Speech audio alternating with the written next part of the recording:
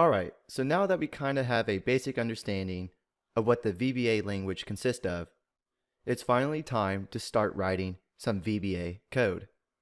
And the first few lines of code that we will be writing is on how to reference a range.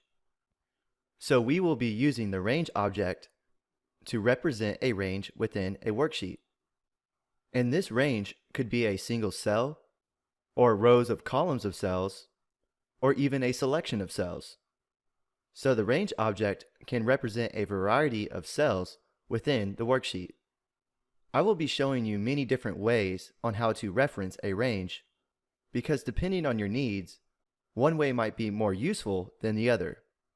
So for this video, we will be working inside the Range Object Sheet tab. So make sure you have this sheet selected.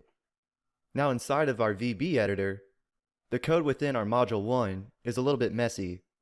So I'm going to start fresh with a new module, which is module 2. And if you don't have another module, you can come up to Insert and then select Module. And for clarity purposes, I'm going to click on module 2, and down in the Properties window, I'm going to change the name of this module to Writing VBA Code, which is the name of the section of this course. And if I click Enter, now our module is named Writing VBA Code. So inside of this module, in order to start writing lines of code, we need to insert a sub procedure. So I'm just going to click inside this code window and type sub, and then give it a name. I'm just going to call it ref range, short for referencing ranges, and click enter. Now over here in our workbook, we will be inserting values in each one of these cells, using a variety of different ways on how to reference a range. So let's start with the first one, selection. Currently, the cell B2 is the cell that we have selected. So if we come over to our code window, and if our goal is to insert a value into that B2 cell, we can type selection dot value and then tell Excel what we want to insert inside of this cell. So we can type in equals, and I'm just going to put in a text value saying select. And anytime you use text values inside of your code, you have to make sure to surround it with quotes.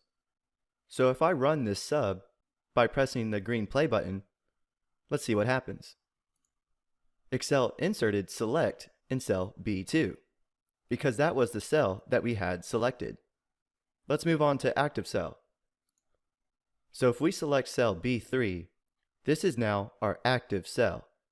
And if we come over here to our code window and type in active cell dot value equals, I'll just put active. And before we run this sub procedure again, I'm going to comment out this first line. And to comment out a line of code, you can either put an apostrophe at the beginning of the line, and if you select somewhere else, you can see that this line turned green, which means if we run this sub, Excel will not execute this line. Another way to comment and uncomment lines of code is to select the line that you want to comment out, and up here in this toolbar, you can click Uncomment Block, and it uncomments that line, or you can click the Comment block, and it will comment out that line. If you don't see this toolbar, you can click View, Toolbars, and make sure to select Edit. Now let's run this sub and see what happens. Excel inserted active because this is the active cell that we have selected. So selection and active cell are very similar, but active cell is only one cell. A selection could be a range of cells. Now let's do cell B4, but for this one, we don't actually have to have this cell selected. So I'm just going to select cell C1, come over to our code, and this time we will use the range object. So first we need to type in this workbook, because the cell that we want to insert a value in is inside our VBA practice workbook. And since we have multiple sheets inside this workbook, we need to tell it which sheet is this cell on. So we can type in worksheets, open parentheses, open quotes, and then we can type in the name of the worksheet, which is range object, close quotes, and then close parentheses. Now we need to tell it which cell that we want to change the value of on this worksheet. So we can type in range, open parentheses, open quotes, and the cell that we want is B4. So we can type in B4, close quotes, close parentheses, and then access the value property, equals, and I will just type in cell B4.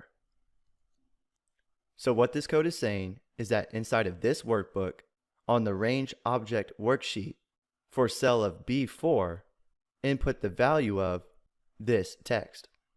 So let me comment out this line of code and then run our sub. And we can see that this text value was inserted into cell B4. So this was the long way of writing out this piece of code. For example, let me show you the quick way for cell B5.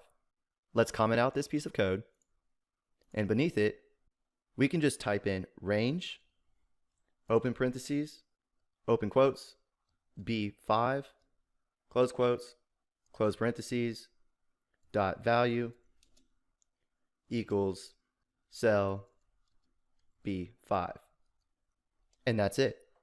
So if we click play, it inserted that text value into cell B5.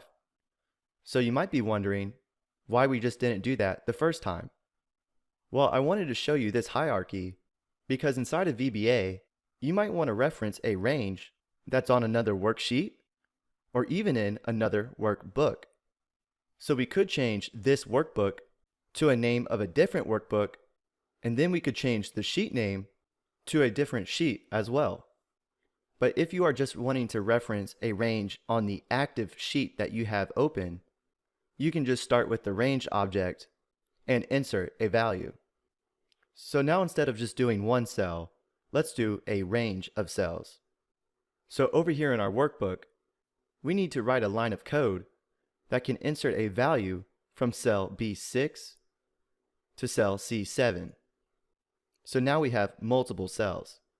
Let me click out of this, then comment out this line, and start adding a new line.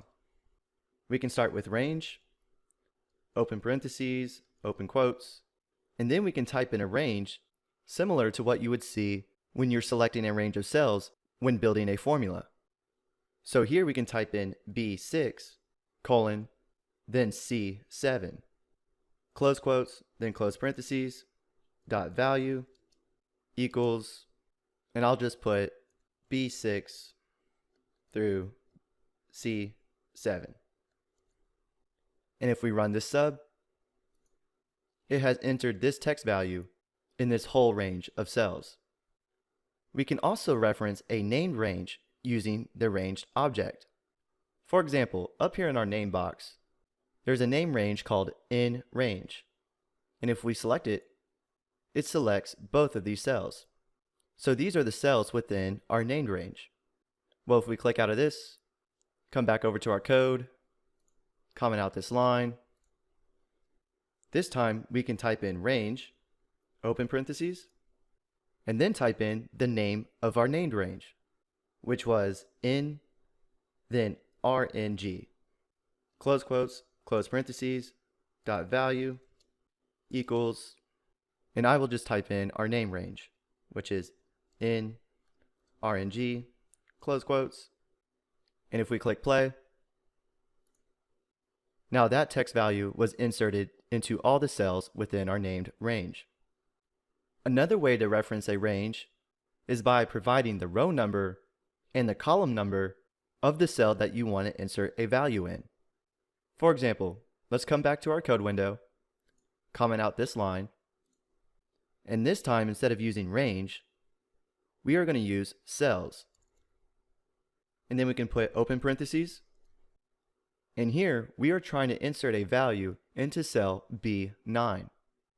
Well, for cells, it's asking for a row number, and a column number. So for this cell, we know it's in row number 9 because it's the 9th row down. Then we can put comma.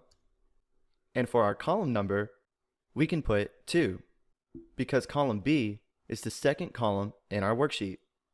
Then we can put close parentheses, dot value, equals, and I'll just put cell 9, comma 2, close parentheses, close quotes. And if we run our sub, that text value was inserted into cell B9 because it was the 9th row down and the second column over. Now let's do one more. So let's comment out this line and let's use cells again. Open parentheses. So for our row index number, we need to put 10 because the cell that we want to insert a value in is in row 10, comma. And now for the column number, instead of putting 2, we can actually just put the column letter, which in this case is column B. So we can put open quotes, B, close quotes, close parentheses. And I know that we've been putting dot value at the end of our range objects, but by default, if you don't put anything after the object, it automatically assumes value. So technically, you don't have to use value if you're inserting a value. We can just put equals, and I will just put cell 10B, close parentheses, close quotes. And if we click play, it inserted that text value into cell B10. Now the reason why I wanted to show you this last one, because let's say your cell was all the way over to column AD. You would have to count each column to get a number. So instead of counting, you can just put the column letter. So those are some common ways of how you can reference a range using VBA.